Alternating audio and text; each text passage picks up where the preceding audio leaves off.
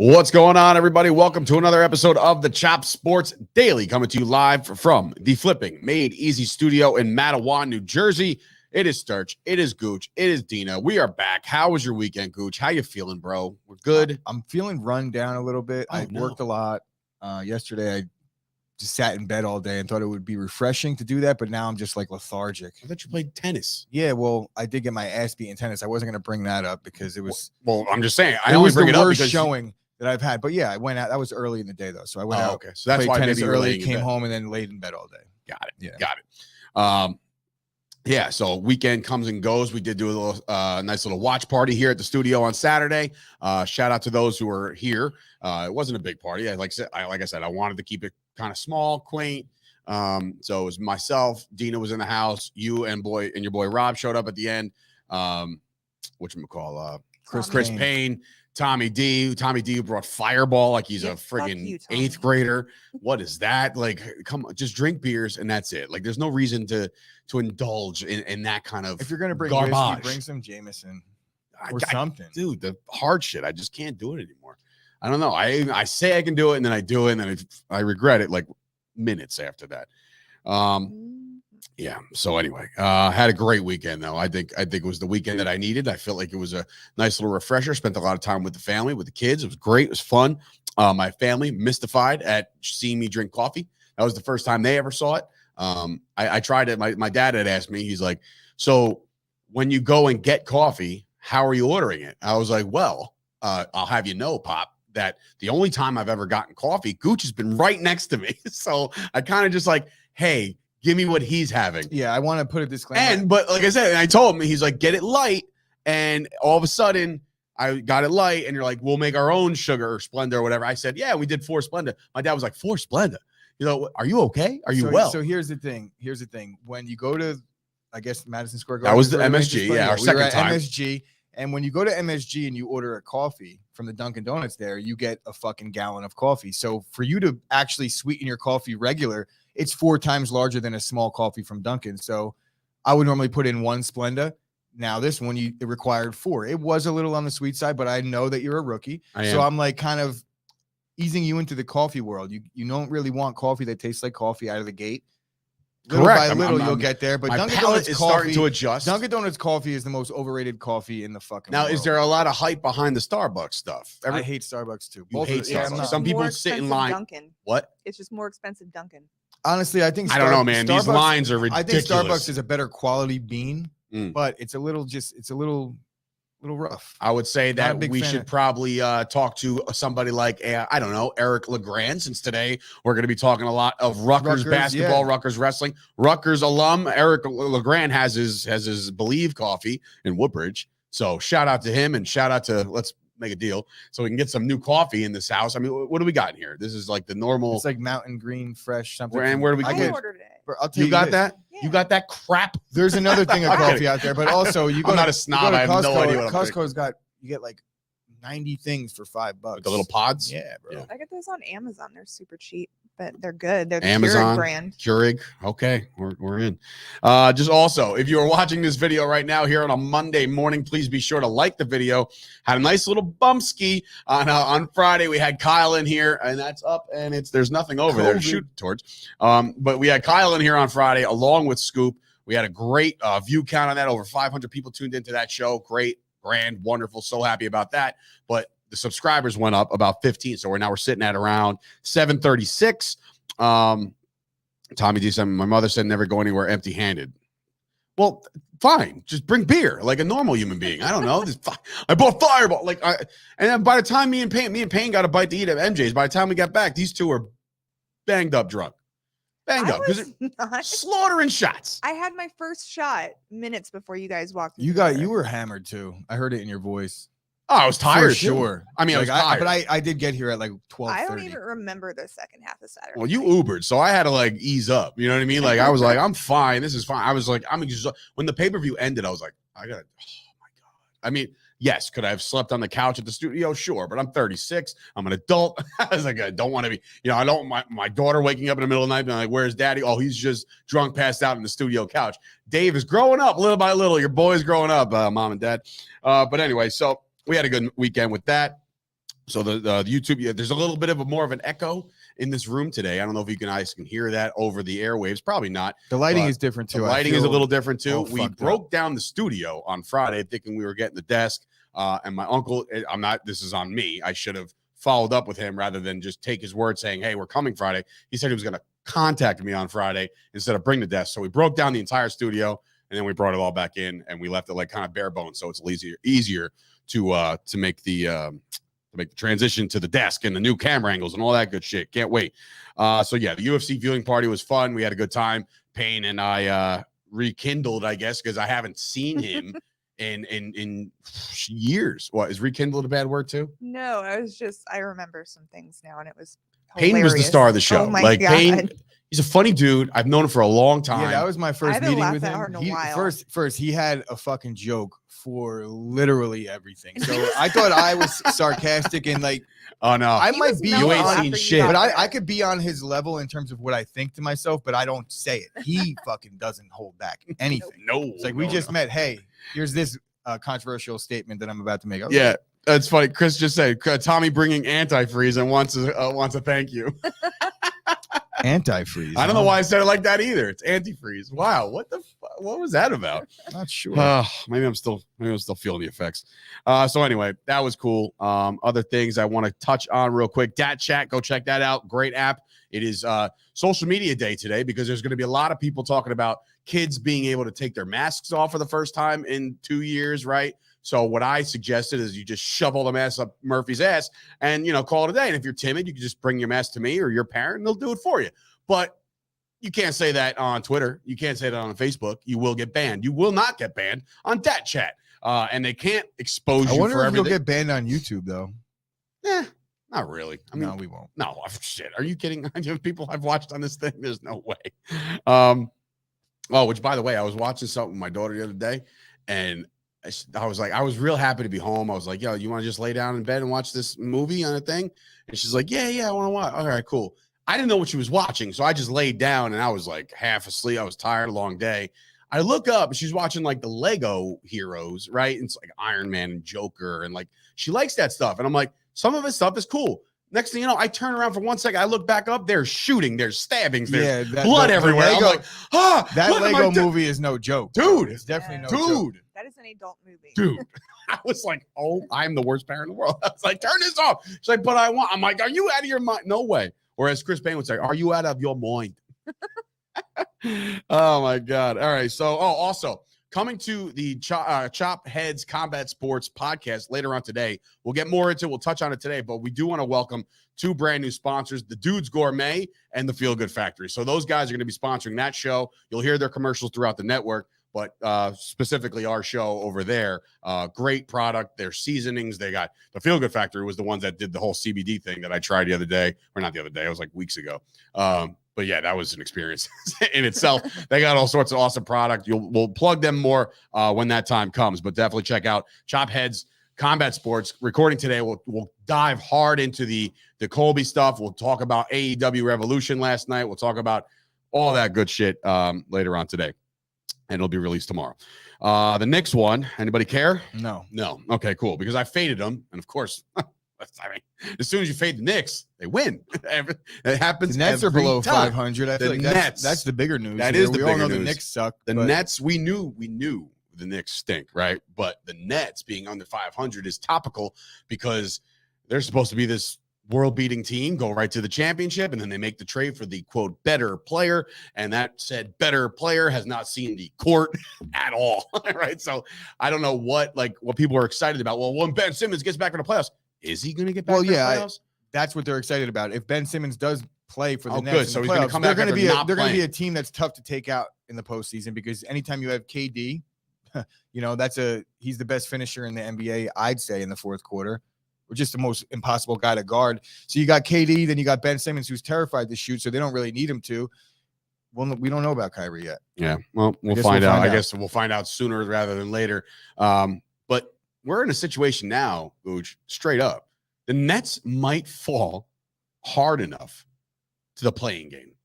That's where they might fall to. They're under 500 right now. They were inches away from that playing game. So it's like, are you kidding? Can you imagine if this entire season rode on one game? for them, the team that was supposed to literally I don't know. cakewalk in the NBA. How many games are left? East There's like 15, 20 games left, tops. left. No, there's like 4. There's like 12. It's like it's getting down to the like nitty gritty here. I don't think the Nets are going to drop that much because the teams that are around that spot are also middle of the pack teams. So it's not like some team would have to go. A couple teams would have to go on a run right there. I don't know that the Nets will be in the playing game, but that would be a shitty draw if you got the Nets at full strength and say you get the 1 or 2 seed and then you got to deal with playing the Nets in the opening round. That's not a great deal. No. Ben Simmons wouldn't be the best player in a local Y rec league, according to Chris Payne. So now he's going to hammer everything home. He does want a segment. So there's 17 games left, Scoops. Okay, so 17 for the Nets. And then Steven Doucette saying the same thing. There really isn't a lot of easy wins because all those teams are middle of the pack. So are the Nets. Yeah, but my point being is, a lot of them are home. There's not a lot of easy wins in the East right now, but most of the teams or all of the teams that would be going up against the Nets in that back end of the back end of the 8 seed or whatever you want to call it, they also have to win games within the East as well. So, like I said, they're all going to be playing each other. It's probably going to finish around where it's at. You might see a couple teams leapfrog, but the Nets, you want to imagine that with KD back now, that they're going to start to win a little bit more games. Yeah, but so they lost see. 6 or 7. So we shall see, everybody. Speaking of some, what's the Kyle update? The Kyrie update. Oh, Kyrie update. There is no update. There really is no update. I think that's more or less stop waiting on Kyrie because Kyrie's down right now. It's more or less the city of New York. So follow that, and then we'll get to see what's going on with Kyrie.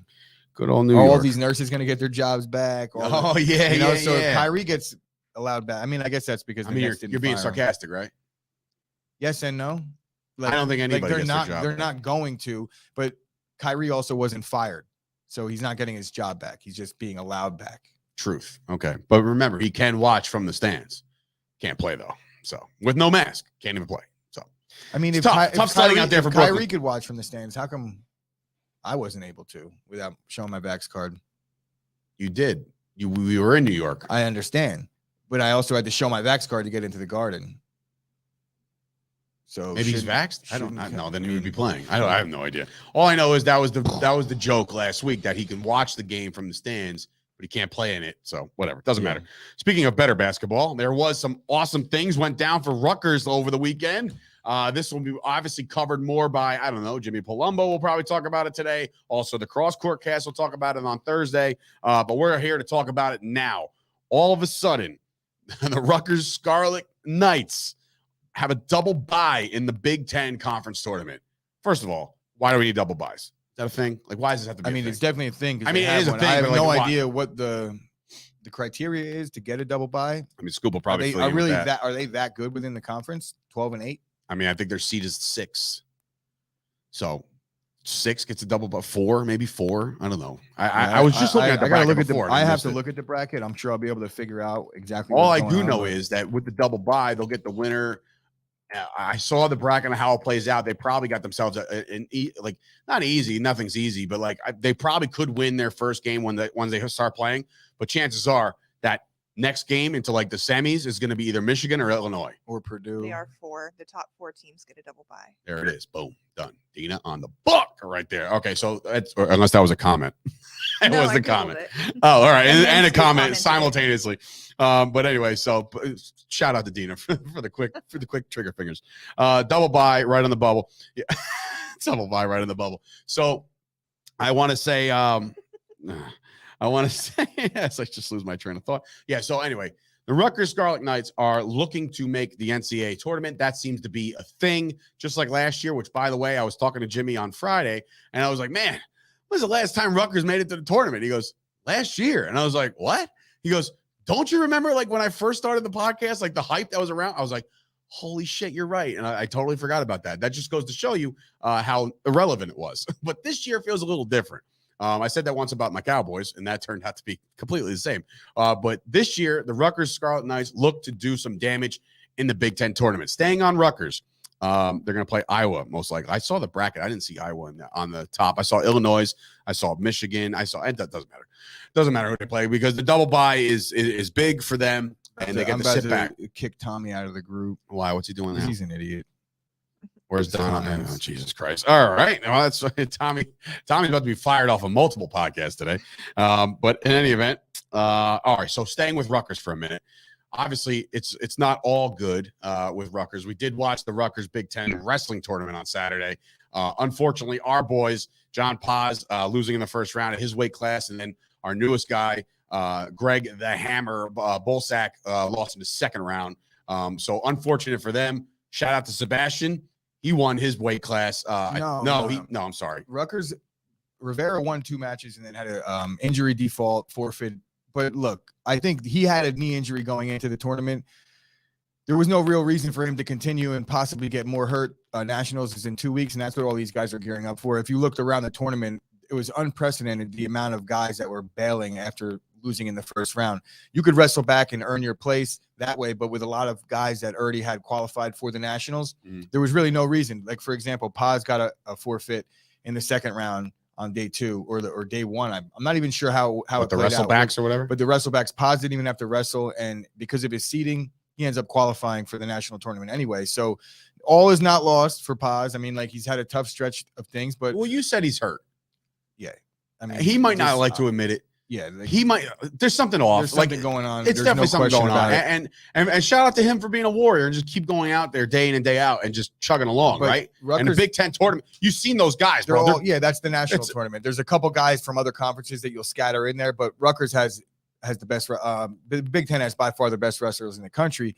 But Rutgers is representing 7 weight classes in the national tournament, which is, I think, tied for the most of all time with Rutgers wrestling. I think they did it a couple of years back. But 7 guys going to compete for a national title. Rivera has a legitimate shot. I would say that's about the only guy that has a real chance at making waves. How did our boy Van Brill do? Did he win? He pinned his guy in the first match, then lost his second match. Okay. But Van Brill's a real good tournament wrestler. He'll be in the national tournament this year. So good on him, and good luck, right? It's his final year, so hopefully these seniors could pull things out. I do want to mention as well that there's some 3 Rutgers commits that won the state tournament this year in New Jersey over the weekend. So we got 3 state champions coming to Rutgers to wrestle. Yeah, a 3-time state champion in Saldana. Wow. Yeah, so he's legit, and he'll be wrestling at 197, I believe. He's a big boy. Yeah, the weight class above Paz. So he's replacing Bolsack. Correct. Wow. I mean, he's a plug-in right away? I do.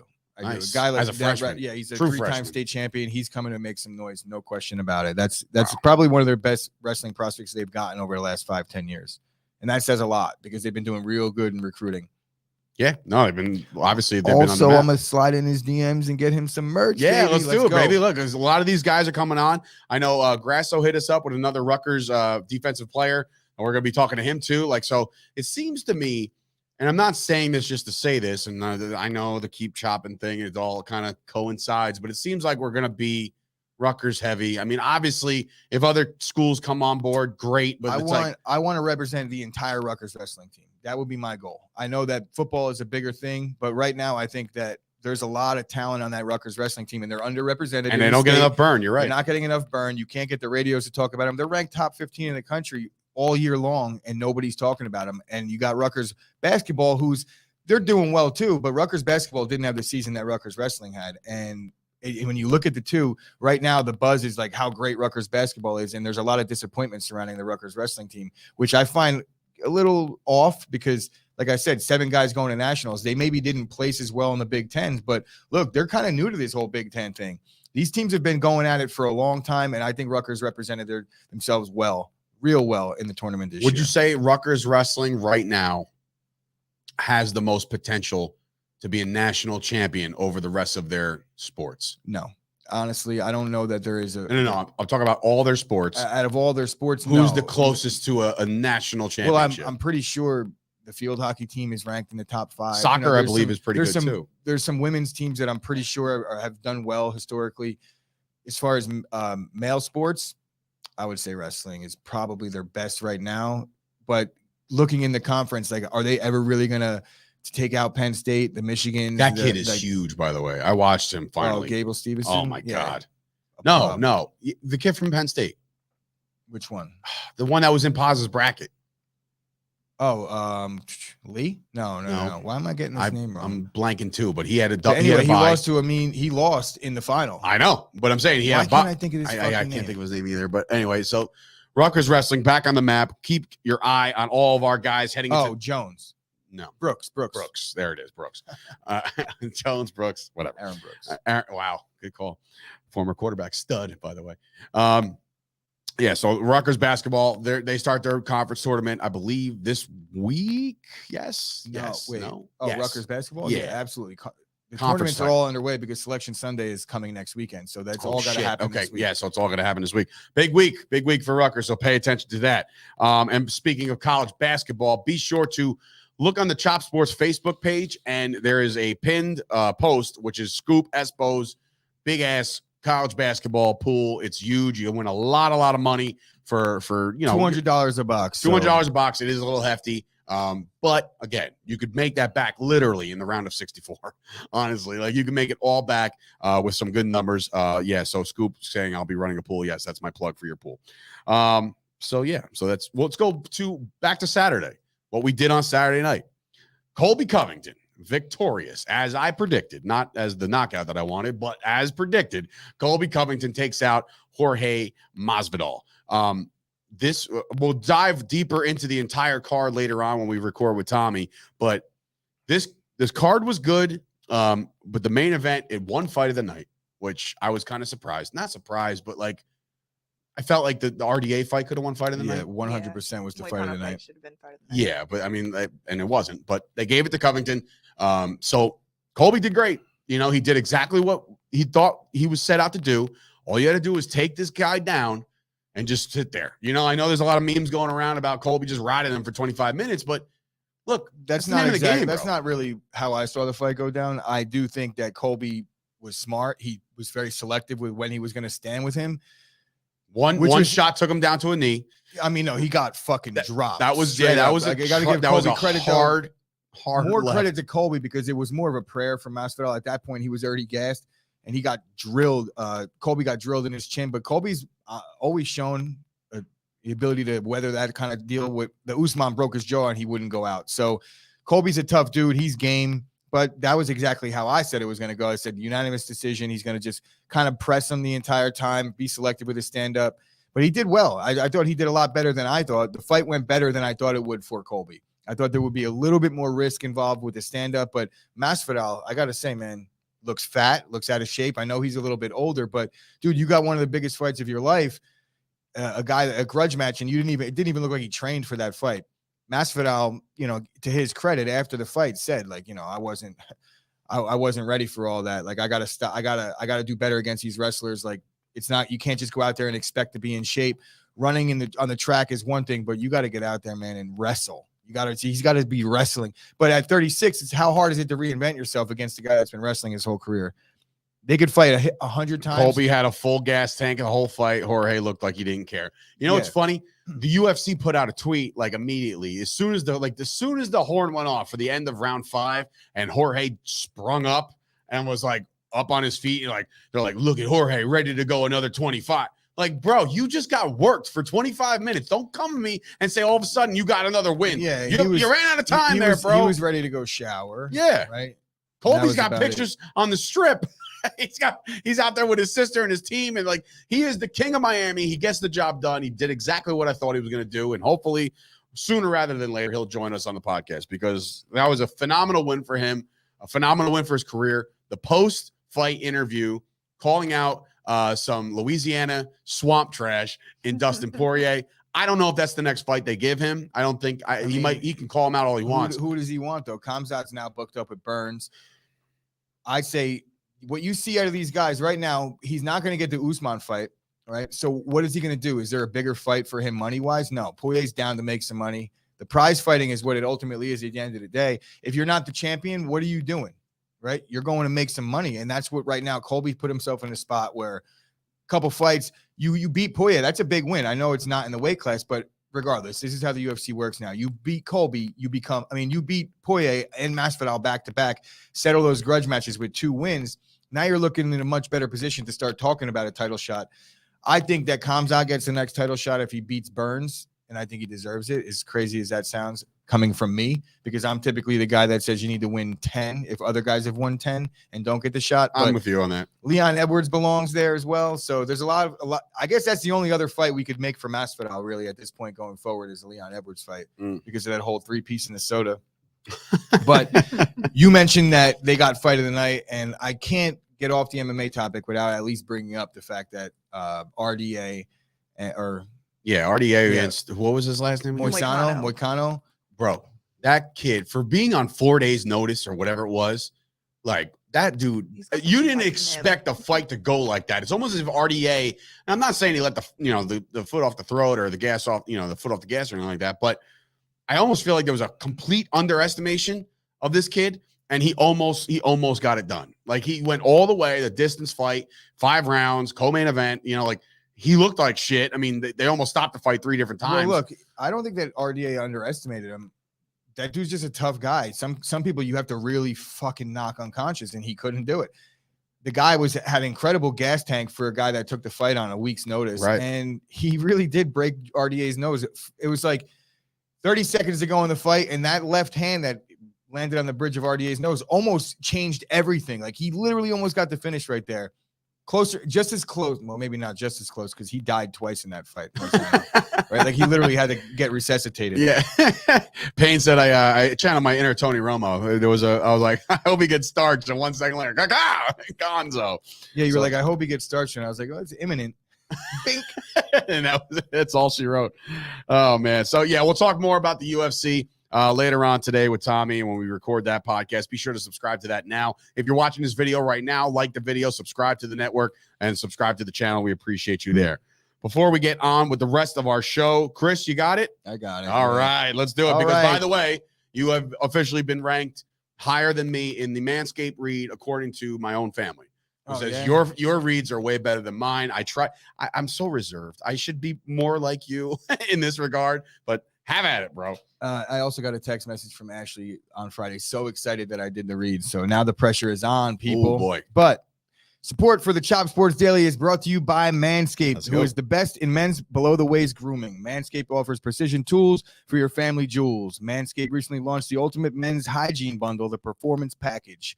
Join over 4 million men worldwide who trust Manscaped with his exclusive offer for you, 20% off and free shipping worldwide with the code CHOPSPORTS at manscaped.com. So inside the Performance Package, you got the Lawnmower 4.0, which is by far the greatest trimmer of all time. I didn't nick one booty hole or one nut in the entire process last night, and it was last night, so I'm gleaming right now. All right, so you are. I'm ready to go. You did start walking around this office a little bit more. A little spring cleaning, we'll call it. Oh, wow. Spring is 2 weeks away. Spring cleaning. It's a 4th-generation trimmer with advanced skin-safe technology, so it reduces those terrible accidents. It has a 400K LED spotlight, so you don't cut your taint when you're shaving. And honestly, don't shave in the dark, even though it has the light. Let's be real, people. Nobody's shaving in the dark. That's for otherworldly reasons that we all found out, I guess, on Thursday, the taint jungle. So it also my mother hit me up. Dave, what's the promo code? I want to get Jeff, my stepdad. Jungle. I was like, this is one I didn't need to know that he needed this thing. You think we could, because we got to pick our own promo code, right? So we might even be able to change it to Taint Jungle. Wow, Taint Jungle 4.0. So it also does have the Weed Whacker, the nose hair trimmer for up your nostrils, which I also used yesterday. I've been sneezing a lot though. So I was just gonna say, does that make you sneeze? It does, because it's almost like you have to immediately blow snot rockets directly after using the nose hair trimmer. I advise using that one in the shower. Did you blow your nose and all of a sudden just look like a pet, like a chia pet, like all just hair in? Yeah, no, I didn't do it immediately. I started sneezing and I was like, oh no, what's going on here? And then I realized I blew my nose once and it was full of nose hair, hairy boogers. Nice. So I guess this live read took a little turn, but the crop preserver and the ball deodorant crop reviver are exactly what they sound like. Your balls are tucked down there all day, and it's getting hot out. Little by little, it's getting hot out. So keep your balls nice and refreshed and clean. Am I missing something? No, just a comment I'm reading. No big deal. And so get 20% off right now. Use the promo code CHOPSPORTS at manscaped.com. And we're gonna give ourselves a C- on this. A lot of interruptions. Monday morning. You're gonna rate yourself? Well, that's okay. Watch and learn, because Dina's got something from Lilac and Sage, right, Dina? Well, I sure do. I'm gonna have it aside. As she looks for it, she's like, "Oh shit!" Going right back to back on the reads. I'm gonna get in trouble. Well, by the way, before she gets to Lilac and Sage, Scoop said the box pool is full, so you must have got the 50 and cut it in half. So looks like Kyle just got us each a box. Oh, well, then that made it to 50. Thanks, Kyle. Thanks, Kyle, as always. All right. Tell me you have All right. money without telling me you have money. I'll buy the rest of the box. Ladies and gentlemen, Lilac and Sage Boutique is a veteran-owned LEO spouse-operated boutique based out of North Carolina. Their goal is to continue Mhm. hard words. Their goal is to continue their service by providing affordable clothing to other hardworking women. They ship orders all over the world. Be sure to check them out at lilacsageboutique.com and join their mailing list so you don't miss out on any new arrivals. Use the promo code CHOP10 at checkout to receive 10% off your purchase. LilacSageBoutique.com. That is women's clothing. Why, Dave? Why the hell would Chop Sports be behind a women's clothing line? Because first of all, they're veteran owned. She just said that, right? Mhm, yes. But second of all, we all have girlfriends, we all have wives, we all have people of significance. This is a perfect time. 10% off. Boom, get it done.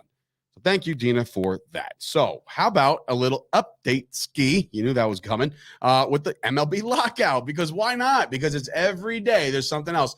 The cool thing was that they met on a Sunday, right? And I was like, wow, something could get done. Nothing got done. There's a couple rules that might go into place starting in 2023. And it was a little alarming to see that they're going to try to ban the shift.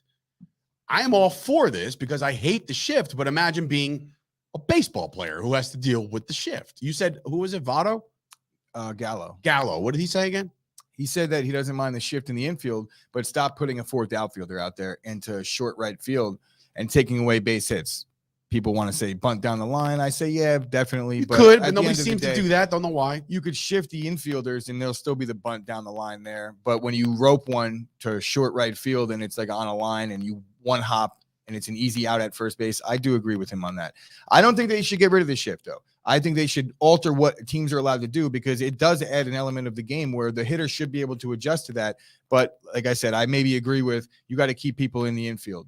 So if you want to move your infield wherever they are, you got to keep the outfield where they're start on the dirt. Outfield. Correct?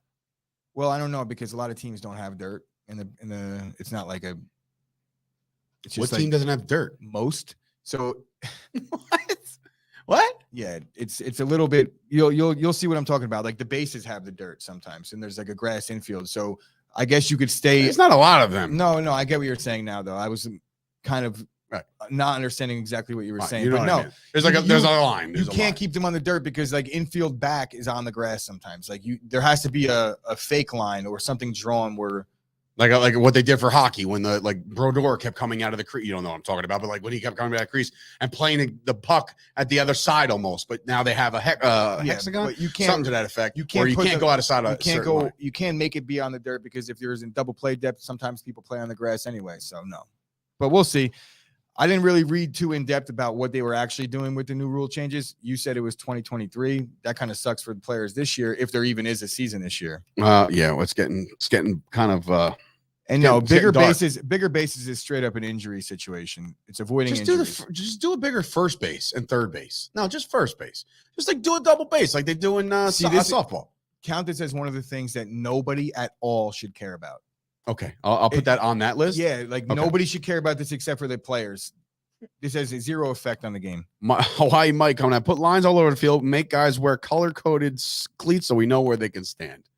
I mean, it's going to get so dumb. I don't like the shift specifically because some of these guys are so egotistical that they get up there, they see the shift, they're like, I'm gonna beat it anyway. I'm gonna find the gap. No, you won't. I saw a stat yesterday that across college baseball right now, the batting average is like 535, where bunts down the line against the shift. So we start to see the youth start to do things, and that's what it's going to be. You can't reteach it. I mean, you should be able to if you're a major league hitter, but guys can't bunt because they haven't been asked to bunt in their lives at this point. If you're a power hitting first baseman, it's not easy to lay down a bunt. And I know that some people are going to bash me for saying like, you're a major league hitter. But look, if it was that easy, trust me, these guys will be doing it. There is zero confidence in some of these guys when it comes to laying down a bunt, because they just have never done it their whole career. If you're 250-pound lefty, you're not bunting. You weren't bunting in high school. You're not moving runners over. Like, you're up there to mash the ball, rake. Right.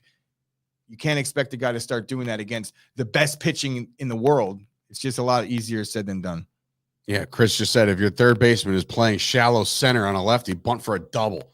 If you're fast enough, mow down the line and go. I've always said that, but I just like I said, I think these guys got too big of egos to try to. It's one of those things where it's very easy for fans to sit here and say it, but like, how many fans are smarter than all 30 Major League Baseball managers, because if it was such a guarantee, trust me, they would be calling for it. That's just a fact. All right, so here's another topic on this, and it's the threshold with the tax, right? Which, by the way, I learned that the threshold with the tax is severe, right? It is nasty when you get over the tax threshold. They're pitching it to do a 238 in the first year and then go all the way up to 263. I don't know if you know this, Gooch, or get the sense that I'm sensing here. This tax threshold, there's only like 2 or 3 teams in baseball that decided to surpass it and say, I don't give a fuck. You know, like, I'm going to pass it. But it's essentially looking like there is a salary cap in baseball because you don't want to get over this threshold. That's always been, I have a decent understanding as to how this works. And and it's exponential. So the penalties for going over the cap, like you eventually, which the Yankees did right before they got the Dodgers did easily. Right at the end of the Jeter run, in the beginning of the Aaron Judge run, like those young guys came up when Aaron Judge hit all those bombs and Sanchez hit like 20 home runs in the second half of the season. That was pretty much them saying, like, we're going to get under their luxury tax. We're going to bring some of these young guys up, and they managed to do it. They've also stayed under for a decent amount of time now.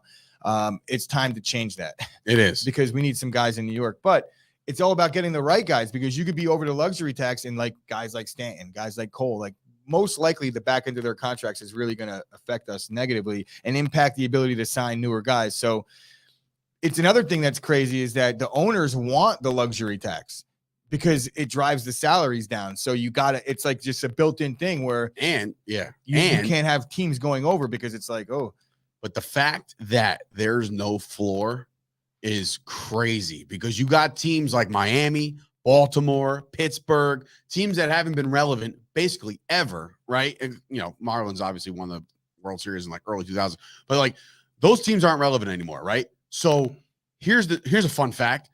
All the profit sharing is going into the pockets of the owners, and the owners aren't paying players. So where the fuck is the money going? That's the gripe that some of these players have. And then not to mention they're getting subsidized $1 billion deals for their stadiums in the cities. Like you're subsidizing $1 billion deal for a billionaire. By not putting a floor, by not saying, hey, Marlins, cool story, you still have to spend $25 million on your roster. There's that cases, would equal the playing field scattered throughout the league, and I'm sure a lot of people that have been following that are in Chop Sports sees Hawaii Mike's daily baseball post. There was one that I found intriguing with Pete Alonso and how the Major League Baseball Players Association is actually bringing his case to the table when it comes to the negotiations to try and like get something changed about his contract specifically. What's his contract? Pointing it out, the fact that he's making under about $900,000 or about a little over $1 million. I know there's arbitration numbers involved, but it's basically service time. Like he's not going to be eligible to really get paid until he's 31. You know, the wrong side of 30 to hit free agency, as far as I see. Why is that a thing? Because the Mets were middling for a long time, and Pete Alonso, the fans were probably calling for him to be brought up for 2 years. So they left him down the minors for 2 years beforehand. So now he's. Oh wow. Yeah. All right. Well then, yes. Then I'm team polar bear. You know what I mean? I am team Alonso on that side. But it's rough, man. The service time issue, I think, is the biggest issue by far because it really affects the players' ability to capitalize on their prime in most cases in baseball. So would you say that that's the same thing as like the NBA adjusting their thing where Zion or somebody big is a one and done because they want to capitalize on their youth? Yeah. Right. And that's allowed. Same thing. Well, football, you have to play one until your junior year, right? Yeah, you can't but that's leave a before different that. the nature of football. You need that. Different beast. Fine. But baseball should be the same thing. If you're drafted by an MLB team at 17, you know, or 16, some Dominguez got into the contract at 16. You know, he got a signing bonus for like $5 million just to be there. But it's fucking insane. Like that's nuts. We've never plays a day a in his signing life. bonus, but when you're that good that early. I mean, sure, but I'm saying like if you get a major league contract, there should be in the context of that contract saying like you will spend minimum two, maximum two in the minors before you're brought up. Well, and then you're 19 and can not get brought about up. that. It's not about that. It's more or less about the fact that guys are ready to be brought up. They're major league ready, but the team isn't major league ready financially. They're not ready to compete in the majors, and there's no reason to bring this guy up just yet because you're not going to win much games. So you'll bring him up and tease him to the fans, watch him do a little bit, and then send him back down before he reaches that service time number, which I believe in baseball is 131 at bats or 51 innings pitched. Well, isn't there also a number, like the amount of times you can send somebody back down? Yeah, right. There's only you run out of options, and that happens a lot, and then you become a free agent, right? Essentially. So there are ways to get around this, but Alonso's a really significant example of how this is corrupt and sucks. But you're also seeing a lot of guys like how to not hit free agency when by you 30? when you had a lot of bad back end contracts because you get guys like, let's say, I'm not really even going to be able to give an example, but we'll just use Stanton as one, right?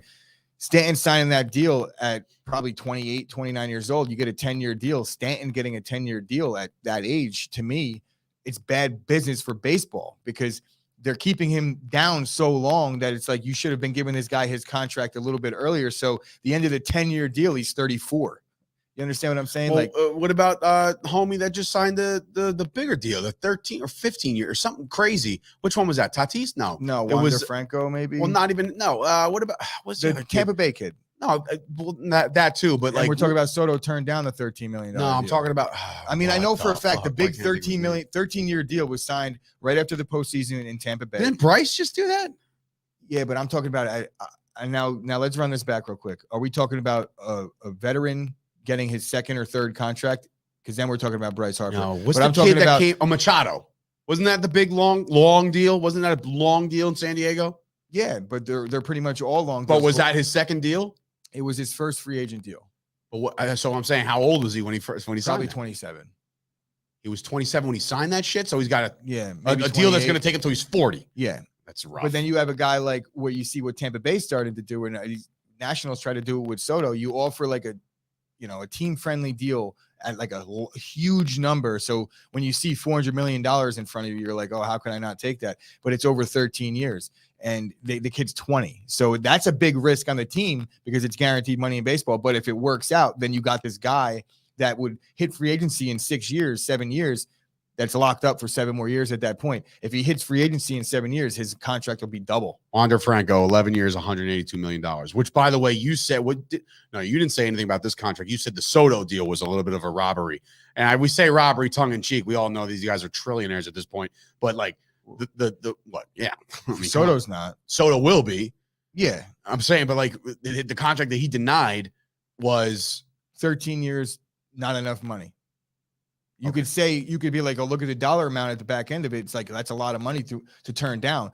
He's going to make more money than that playing free agency and playing arbitration throughout the next 10 years. There's no doubt in my mind. Because Uncle Steve is going to come real bad injury. So it's going to be. He's going to be a Met before you know it. All right. Well, that's the baseball stuff because, again, we got to keep updated with all that. The combine did go down over the weekend, but more headlines are starting to surface because free agency is right around the corner. And also the deadline to tag your players with the franchise tag is tomorrow, 4:00. So there's a lot of eyes on a lot of players, one being your boy, Aaron Rodgers. He said that, he wants to make a decision before that time. So between now and then, we're going to get a final decision as to where Aaron Rodgers will be in 22. It's funny how it ends up being Tuesday is the date that Aaron Rodgers kind of basically said, you'll know by Tuesday.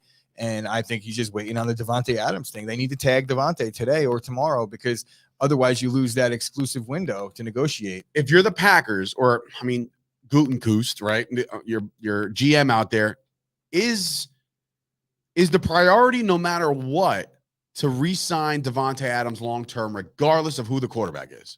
No, it's not. Absolutely not. So if Rodgers comes back and says, you know what, guys, I love you, but I'm kind of done. I'm checked out. I'm done. Do you think they're just like, all right, Adams? I think that see you later, I think that money shifts immediately towards Jair.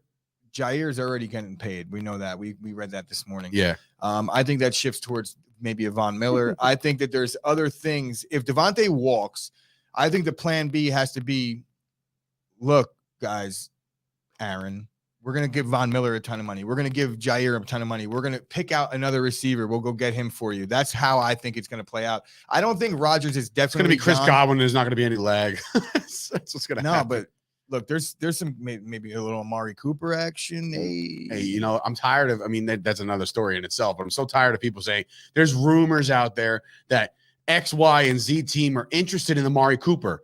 Guess what, ladies and gentlemen? Amari Cooper is still a member of the Dallas Cowboys. That's tampering, homie. Can't do it. So leave us alone, all right? He's not released yet. Neither is Tank Lawrence. None of this shit's happening yet. So everybody just calm down, all or at least the Cowboy fans need to calm down.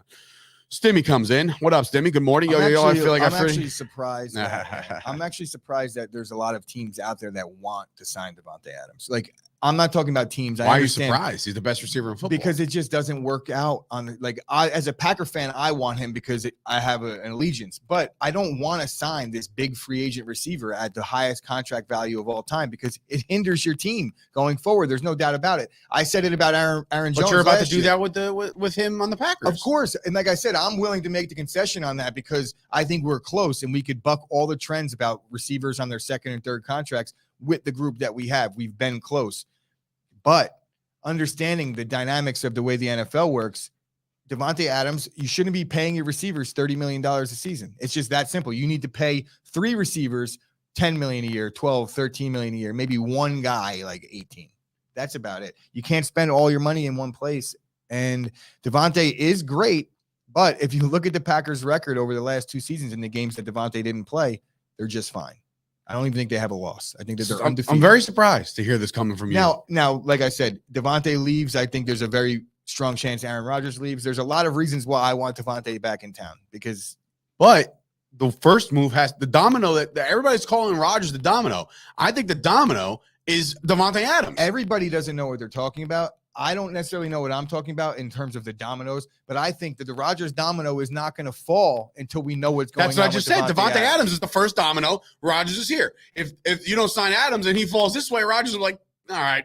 And he just falls the other way. Because I don't think there's no reason to bring both of those guys back if not one. They're like lamb and tuna fish. Everybody's like, what's Rodgers waiting for if he knew what he was going to do? And it's like, that's bullshit. Do you not know what he's waiting for? Just looking at what we just talked about for the last 15 minutes about today's the deadline for franchise tag day. He wants his boy back. Yes, he's playing his position. It doesn't mean all is lost if Davante's gone. I don't think Aaron definitely leaves, like I said. But at this point, he needs to let the Packers know that if you don't bring Davante back, I'm probably out because that's his leverage. We'll see how things shake out after that. It's going to be a crazy, 28 hours for you because you're going to find out what the 2022 Packers are going to be about. It's not even going to be crazy. I'm just going to sit here and do what I normally do, and I'm going to get the update on my phone and be like, I knew it. You know what? I marked this down right now that if something good happens in regards to Rodgers or Adams, he will show a lot of emotion and being happy. If something doesn't happen, right? This is truth be told, if something doesn't happen in his favor, he'll say, well, the cap situation, we're going to be fine. We're going to be fine. No, if Aaron Rodgers is gone, I'm going to be in peril. There's no doubt about that. There's no doubt about that. If Davante leaves and Aaron Rodgers sticks around, then I'll be like, sad. But understanding like we might actually the Cowboys be in a better position. You might actually be in a better position going forward. But, how much forward are you even getting out of Rodgers? You know what I'm saying? If Rodgers sticks around and Davante leaves, we will have a decent amount of money with all the reworks that we've had and Rodgers' new contract. All these things said, there could be a potential Von Miller in town. There could be other guys. So Von Miller doesn't really excite me. I'd much rather have the Honey Badger. You give me Von Miller and Rashawn Gary. That excites me. Get Jalen Smith back. I don't really think that the Packers need secondary help. That's where I think our strength lies on defense. Getting to the quarterback is the most important thing in football. Well, the Honey Badger also said he's going to be testing free agency. Of course, all the flags go off about the Cowboys and saying like, "Oh, they need safety." We don't have any money, so it doesn't matter what we want. They're too worried about staying under the cap before it even matters.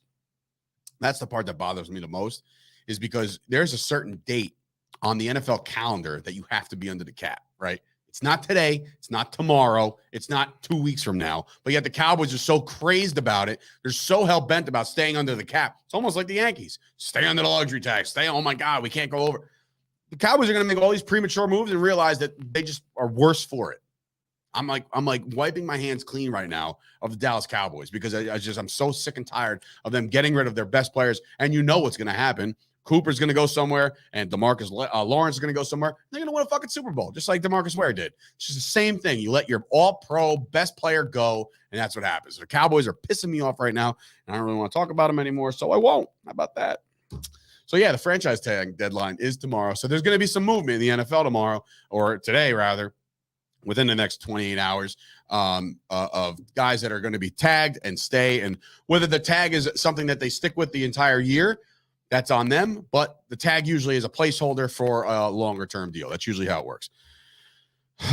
Right. Jets would be one of the best suitors. Very young and tons of draft picks. And that's talking about Devontae Adams. So he wants Adams to the Jets. I don't foresee that.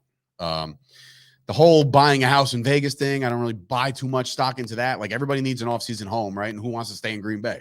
Like I said, there's nothing to do in Green Bay. What these guys do with their money, like, it could be he just likes Vegas. You know, right. He's a West Coast guy. Got to be careful. And don't get in trouble. Maybe he does. Maybe he does go to the Raiders. If he does leave Green Bay, I would like him to go to the Raiders because I have a couple buddies that are Raider fan friends, and it'll be like, yeah, hey, have this guy, but you're also still gonna suck because you're paying him too much and you're not quite there yet. And you're just about to give Derek Carr an extension as well, so that could be a thing. So that's stuff to keep your eyes on for the next couple of days. But yeah, fingers crossed. This is the most optimistic I've been about a Jets in a while. I was saying that the other day that I feel like the Jets. I say this almost every year, but I feel like for whatever reason, Salah second year, Zach Wilson started to come on at the end of the year. You get them that the young running game. They just started with this Elijah, what the hell's his name? Carter kid, right? You got Elijah Moore on the outside now. You add a piece there. You get yourself a tight end. They've been working on the offensive line.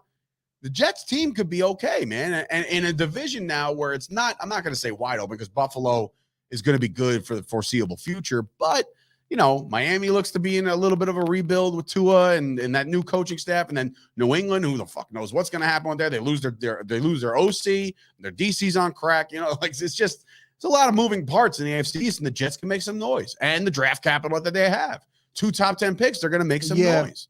I mean, the Jets have been in this spot a couple times in the last decade where they've had 2 picks like they've this? had some money and some picks, maybe not 2, but It's big. promise going forward, new coach, new regime, and until the Jets show me, I'm just not going to get excited about the Jets. Yeah, I do think that the quarterback is the main thing here, though. All those other pieces that you're talking about, they could all be good or bad. If the quarterback is good, the Jets will compete very soon. That's what it comes down to for me. If Zach Wilson is the man, like they drafted him to be the man, then the Jets will be good. I agree. Got a tough AFC though. The AFC is absolutely loaded. Absolutely loaded. Yeah. So that's that.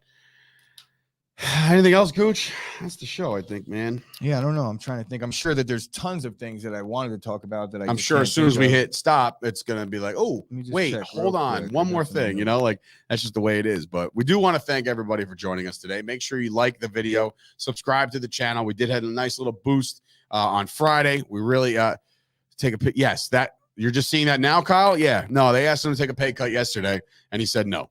So, no, we didn't talk about that. I was talking about the fact that they're probably going to release him now. And I bring this up, actually, good point, good segue, or at least good topic of conversation. I was telling this to Gooch before. I was trying to use a good analogy as to how the workplace is going forward.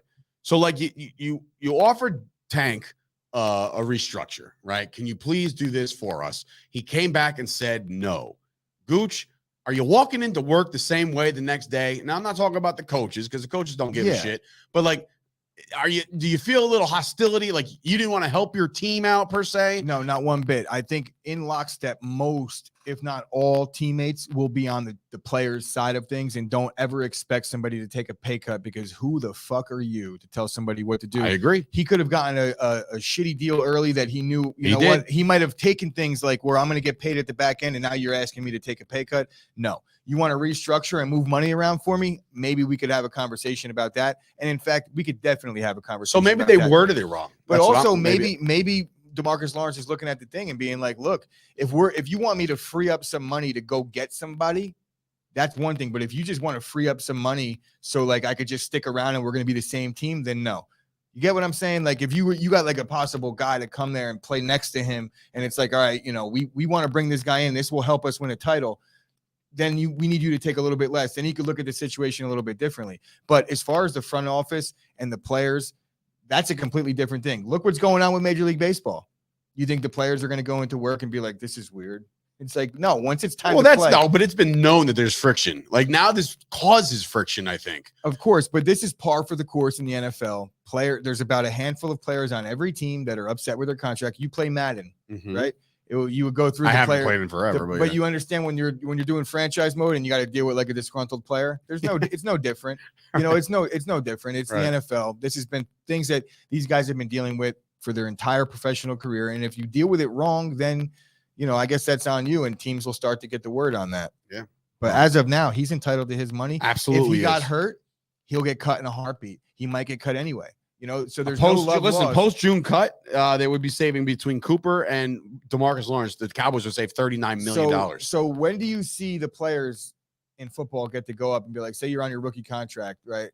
And you're winning all these games, you're doing all this shit for your team, and do you get to go to them and be like, look, I got 2 more years left. I understand, but I'm doing a lot better than what I'm getting paid right now. You guys should give me more money. The NFL teams aren't like, yeah, here. Well, they have. Who? I'm saying, like, guys like Kyler Murray are doing just that right now. Yeah, because he's due for an extension soon, and he's a quarterback, so he's playing his position. But the team isn't just saying here. No, it's got to be negotiated. There's all that goes into it. Yeah. All right. Well, yeah, Mahomes did it just after 2 years as a starter, but he was a backup for 1. So he was there for 3 years. But we're talking about, and we're talking about when quarterbacks' contracts are about to be up. This is all par for the course. Like every quarterback is starting to talk contract at the same exact time in the NFL. And Mahomes was just happened to be a Super Bowl champion or damn near it going into that year. I'm not sure the year he signed. But when you're talking quarterback, it's a lot different than when you're talking defensive edge.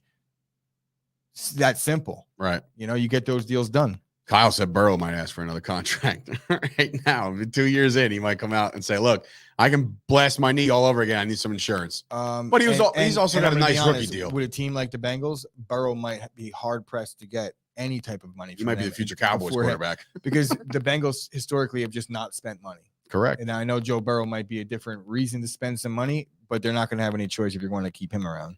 And it's going to be after next season, yes, 100%. All right. We'll see. There was a couple comments coming in. Something about the Knicks. They're back-to-back tonight. I think they're playing Sacramento on the West Coast. Probably up for about an hour of that game, and then just nod off into oblivion. But I won't be. I don't know. I faded the Knicks last night. Well, Kyle faded the Knicks last night, and so I did too.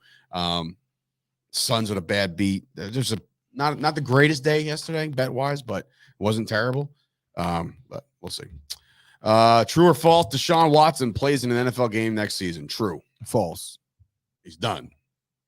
Until I see something, it's just completely speculation. How can a player be removed from the game without being removed from the game? Explain how this season went down. I don't know. Well, he was on the roster. Case in point. He was on the roster. If the Texans decided to start him, he was starting. That's the problem. He wasn't suspended. Yeah, no, I know. So crazy. He wasn't suspended last year, didn't play. Nobody knows anything about what happened. I still know nothing about what happened. So until I know a little bit more, I'm not going to say he's going to play because they just completely held him out. But he got paid a lot. If he gets traded, then he'll get suspended. That is the Roger Goodell 101 right there. He'll suspend him as soon as he lands in another place where he can succeed, because he sure as shit ain't going to succeed in Houston. Oh boy. The Bengals don't even have an indoor facility. Yeah, I know. We're well aware. All right. So with that being said, we want to thank you guys for joining us on the Chop Sports Daily. Be sure to subscribe to the channel, like the video, check over, I can speak, chopsportsmedia.com for the full podcast lineup. Like I said, we got a bunch of podcasts we're recording today. Big things coming for us because we got, a bunch of new sponsors coming in, the new desk. Things are on the up and ups for Chop Sports. So the district attorney went forward with the charges on 9 girls. Okay. Well, then that's whoopsie daisy. Here we go. We'll see how that plays out. I feel like if that was an actual thing, that it would be more. No, I think he's right. He's right. I remember reading that last week.